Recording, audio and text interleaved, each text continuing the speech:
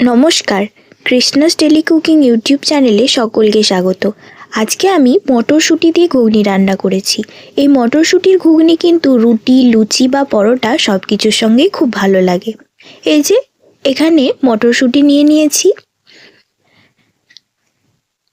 এবার মটরশুঁটিগুলোকে ছাড়িয়ে নিই।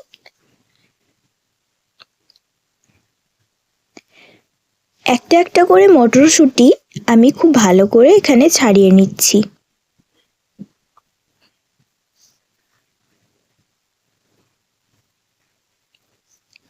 শীতকালে মটরশুঁটি দিয়ে তৈরি করা যে কোনো খাবারই কিন্তু খেতে বেশ ভালোই লাগে। আমার মটরশুঁটি ছাড়ানো হয়ে গেছে।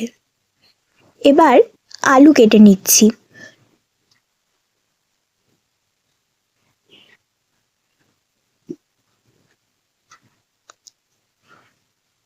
আলুর খোসা ছাড়িয়ে আলুগুলোকে এরকম ছোট টুকরো করে কেটে নিচ্ছি।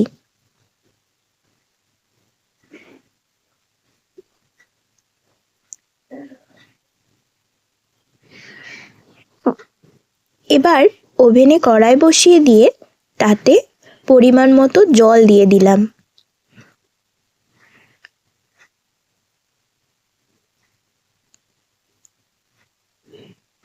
এবার ছাড়িয়ে রাখা মটরশুঁটি দিয়ে দিলাম আর কেটে রাখা আলুও দিয়ে দিলাম।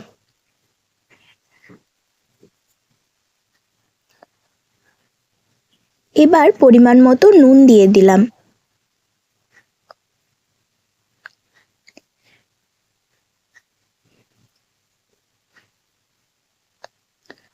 নুন দিয়ে কিছুক্ষণ ঢাকা দিয়ে রাখলাম। এখানে আমি মশলার জন্য নিয়েছি রসুন, আদা, পেঁয়াজ, 3টে শুকনো লঙ্কা, টমেটো আর একটা তেজপাতা। এবার দেখি ডাল কতটা সেদ্ধ হয়েছে। ডাল খুব ভালোভাবেই ফুটে উঠেছে। এবার আমি গ্যাস বন্ধ করে দিলাম।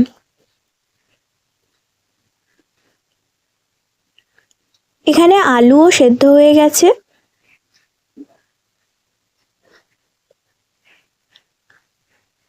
আর ডালও সেদ্ধ হয়ে গেছে খুব ভালোভাবে।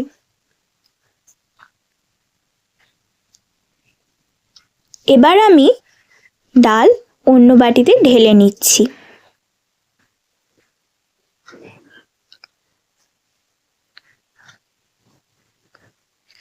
এবার ওভেনে কড়াই বসিয়ে তাতে পরিমাণ মতো সর্ষের তেল দিয়ে দিলাম।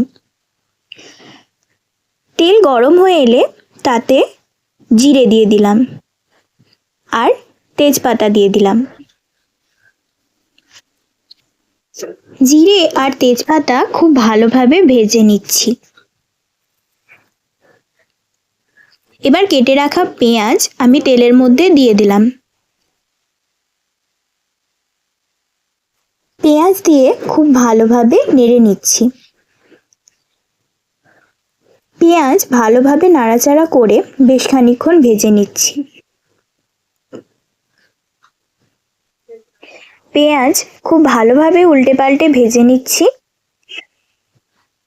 এবার পেঁয়াজের রঙও চেঞ্জ হতে শুরু করেছে। পেঁয়াজ খুব ভালোভাবে ভাজা হয়ে গেছে। এবার আমি বেটে রাখা আদা, রসুন আর পেঁয়াজ আর শুকনো লঙ্কা দিয়ে দিলাম আর সামান্য পরিমাণ জল দিয়ে দিলাম।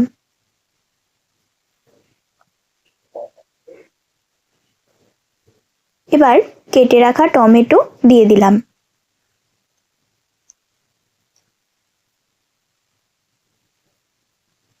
এবার পরিমাণ মতো হলুদ দিলাম, সামান্য পরিমাণ চিনি দিলাম আর স্বাদ অনুযায়ী নুন দিয়ে দিলাম। সমস্ত মশলা দিয়ে ভালোভাবে নেড়ে নিচ্ছি।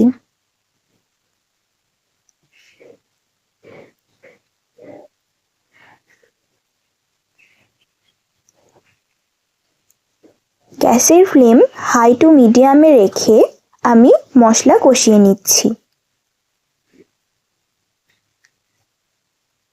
এবার কিছুক্ষণ ঢাকা দিয়ে রাখলাম যাতে সমস্ত মশলা আর টমেটো ভালোভাবে সেদ্ধ হয়। আবার কিছুক্ষণ পর ঢাকা খুলে ভালোভাবে নেড়ে নিচ্ছি।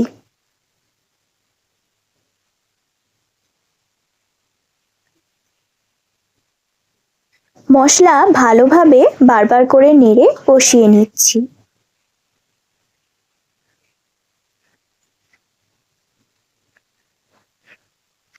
আবারও কিছুক্ষণ ঢাকা দিয়ে রাখলাম।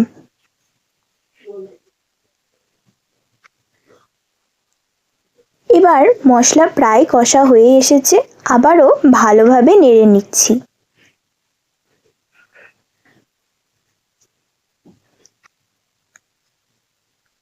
মশলা ভালোভাবে কষা হয়ে গেছে, এবার আমি সেদ্ধ করে রাখা মটরশুঁটি দিয়ে দিলাম।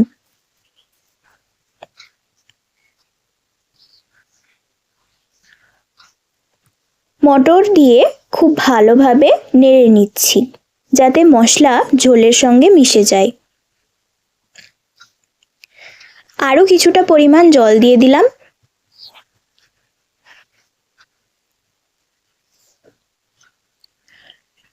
ভালো করে কিছুক্ষণ নেড়ে নিচ্ছি। আলুগুলো এভাবে কেটে আমি ঝোলের সঙ্গে মিশিয়ে দিচ্ছি যাতে ঝোলটা একটু গাঢ় হয়।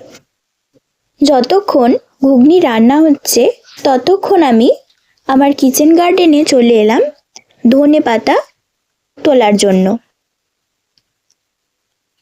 এখানে ধনেপাতাগুলো বেশ বড় বড়ই হয়ে গেছে। অনেক দিন ধরেই কাটবো ভাবছি, তো আজকে ভাবলাম ঘুগনিতেই কেটে দিয়ে দিই। পাশের টবেও অনেক ধনেপাতা হয়েছিল, কিন্তু ওগুলো কেটে এর আগেই রান্না করা হয়ে গেছে। যেগুলো খুব বড় বড় হয়ে গেছে আমি সেগুলোকেই কেটে নিচ্ছি।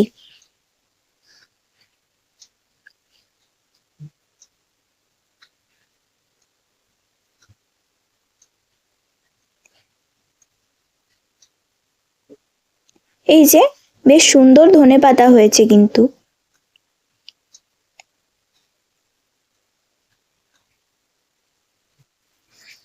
নিজের বাড়িতে লাগানো গাছ থেকে সবজি তুলে সেই সবজি তরকারি রান্না করে কিন্তু বেশ ভালোই আনন্দ হয়। আজকে ফুলের গাছেও বেশ অনেকগুলোই ফুল হয়েছে। নিজের গাছ থেকে তোলা যে কোনো সবজির যেন টেস্টটাও একটু বেশিই হয়।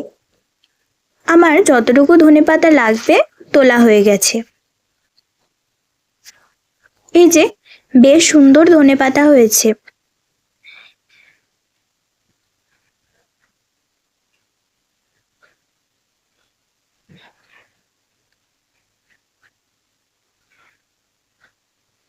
এবার ঢাকা খুলে আবার ভালোভাবে নেড়ে নিচ্ছি। এবার আমি কেটে রাখা ধনেপাতাগুলো দিয়ে দিচ্ছি।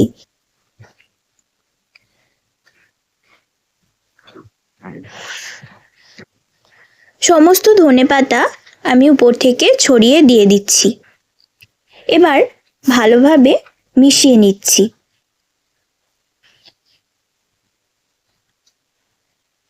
কিছুক্ষণ মতো আবার ঢাকা দিয়ে রাখলাম।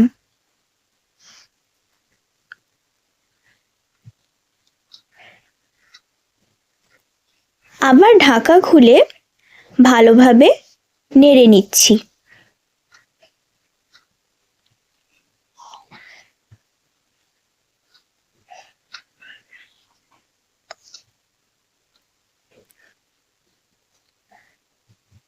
ঘুগনি রান্না করা কমপ্লিট।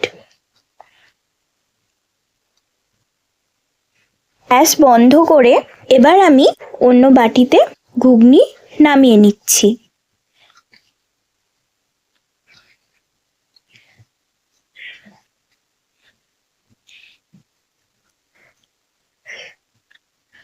এই যে এখানে আমার মটরশুঁটির ঘুগনি রান্না করা কমপ্লিট।